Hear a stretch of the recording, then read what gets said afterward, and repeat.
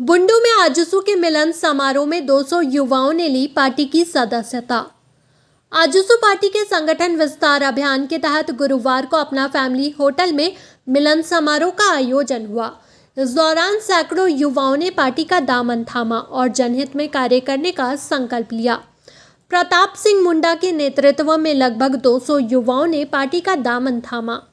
मिलन समारोह में मुख्य अतिथि के रूप में उपस्थित आजसू सुप्रीमो सुदेश महतो ने कहा कि युवा किसी भी संगठन की सबसे बड़ी ताकत होते हैं।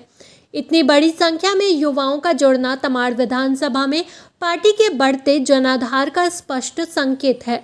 तमाड़ के बहुचर्चित सलगड़ी नहर रास्ता के निर्माण को लेकर आजसू पार्टी द्वारा 10 अगस्त को आहूत आंदोलन पर खास तौर पर पार्टी के कार्यकर्ताओं को दिशा निर्देश देते हुए कहा कि गांव-गांव तक कार्यकर्ता पहुंचे और लोगों को जन समस्याओं के प्रति जागरूक करे और हजारों की संख्या में विधानसभा कूच करने की तैयारी करे। सुदेश महतो ने कहा कि रांची में चल रहे छात्र आंदोलन को लेकर उन्होंने कहा कि सरकार कहती है कि मेरी आंख और कान है, पर जवाबदेही क्यों नहीं लेती है। जेपीएससी के सभी अधिकारियों पदाधिकारी को बर्खास्त करना चाहिए, सरकार को जांच कराना चाहिए। उन्होंने कहा कि गड़बड़ियों की सीबीआई जांच होनी चाहिए और केवल जांच के नाम पर हमारा आने वाला कैलेंडर जो है वह प्रभावित नहीं होना चाहिए। रिपोर्टर जितेंद्र सार, बुंडू। हरे कृष्ण सिंह मुंडा जुलमी रवानी, हरे कृष्ण सिंह मुंडा जुलमी रवानी। सर, मिलन समारोह है आजसू पार्टी का, क्या है बुंडू में मिलन समारोह? आज अनूप जी और कई साथियों के नेतृत्व में सैकड़ों लोगों ने आज पार्टी में योगदान दिया है। अलग अलग संगठन में काम करने वाले साथियों का भी आज योगदान हुआ है। मैं हार्दिक स्वागत करता हूं। एक युवा टीम और महिलाओं की एक बड़ी संख्या संगठन के साथ आज सक्रिय राजनीति में बुंडू के अंदर तमाड़ विधानसभा के अंदर काम करने के लिए अग्रसर आगे आके काम करने का निश्चय किया है। पार्टी का 3 कार्यक्रम अभी निर्धारित है। 7 और 8 तारीख को हमारा युवा सम्मेलन जमशेदपुर के अंदर है। हमने कल, आज और कल के आजसू की तैयारी प्रारंभ कर दी है। आने वाले 20 साल में एक लीडरशिप डेवलपमेंट प्लान पार्टी के अंदर नए नेतृत्व को उभारने का, राज्य के चिंतन के साथ जोड़ने का और नेतृत्व क्षमता वर्धन करने के लिए ये कार्यक्रम सुनिश्चित किया गया है, जहाँ पर प्रथम दिन पूरे राज्य के सभी प्रखंड के नौजवान साथी भाग लेंगे। वहीं 8 तारीख को निर्मल महतो शहादत दिवस के अवसर पर, जिनकी कल्पना पर संगठन तैयार हुआ था, ये छात्र संगठन उनकी कल्पना का देन है। आज उसी के दिन फिर से आने वाले 20 साल तक नौजवान उसी धरती पर, उसी शहीद की धरती से अपना संकल्प लेकर आगे बढ़ेंगे, जहाँ पूरे राज्य के 10,000 नौजवान जो रजिस्टर्ड छात्र होंगे, नौजवान होंगे, वो भाग लेंगे। बिहार में जो है आजसू पार्टी की शुरुआत हुई थी, छात्रों की पार्टी के रूप में जानी जाती है। वहीं से संघर्ष आगे चला, पार्टी कहीं न कहीं राजनीति को एक जिम्मेदारी के रूप में लेते हैं और इस जिम्मेदारी को हम समझते हैं।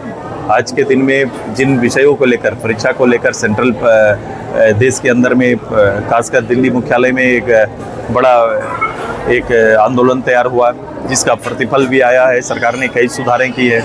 जवाबदेही राजनीति का एक उदाहरण भी पेश किया है कि धर्मेंद्र प्रधान जी जैसे लोग ने अपना रिजाइनेशन दिया है, जवाबदेही स्वीकार की।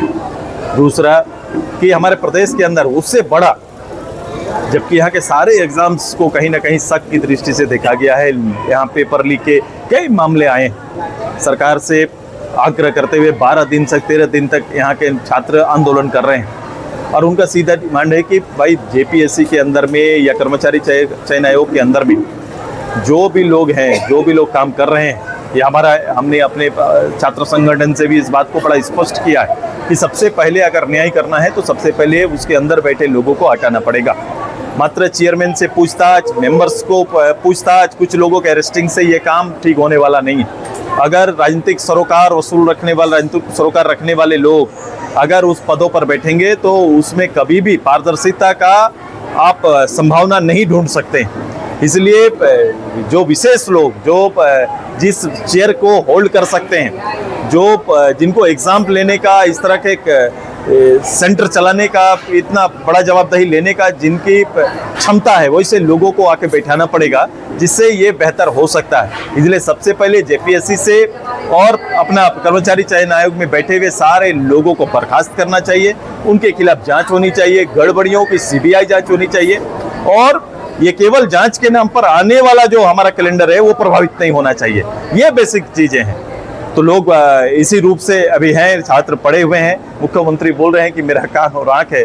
मैं बोल रहा हूं कि अगर ऐसी व्यवस्था रहती, मुख्यमंत्री इतने जागरूक रहते, तो ये 12 दिन तक मोराबादी और अपने जयपाल सिंह स्टेडियम में ये हजारों की तादाद में लोगों को सड़क पर आना नहीं पड़ता। जेपीएससी को देखा जाए तो भ्रष्ट एक संस्था बन गई, जवाबदेह मानते हैं नहीं, आप इसको जवाबदेही सबकी है, जवाबदेही सबकी है। जब ये बातें सामने आती है, जब इस तरह से आरोप सामने आते हैं, जब गड़बड़ी सामने आती है, तो सरकार को तुरंत एक्शन में होना चाहिए और राजनीतिक जवाबदेही लेनी होगी। जैसे राजनीतिक जवाबदेही सेंट्रल के अंदर में शिक्षा मंत्री में लिया, इस सरकार में ये जवाबदेही किसकी है, ये तय करिए।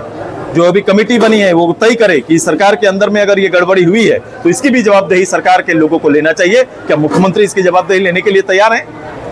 10 तारीख को क्या है सर यहाँ पर? 10 तारीख को तबाड़ विधानसभा के ज्वलंत मुद्दों को लेकर यहाँ के नौजवान, मजदूर, किसान, आम लोग जब इनका कोई ना सुने, समस्याओं का हल ना हो, समस्या विकराल रूप ले और जीवन चलने वाले जीवन के लिए वो कष्टदायक हो जाए, तो स्वतः जनता सड़क पर आती है और सीधे इस राज्य के सबसे बड़े दरवाजे को खटखटाने के लिए जाएगी। 3 विधानसभा प्रभावित है, सिर्फ एक सभा है। अब ये जवाबदेही जो बैठे हुए लोग, उनकी जवाबदेही है ये करे, या सरकार का ध्यान यहाँ केंद्रित नहीं है। जब यहाँ अपने प्रतिनिधि से ध्यान नहीं जा रहा है या प्रतिनिधि इस बात को आकर्षित नहीं कर पा रहे हैं, तो पब्लिक खुद खड़ा होकर उस न्याय के मंदिर पर जाने की तैयारी कर रही है।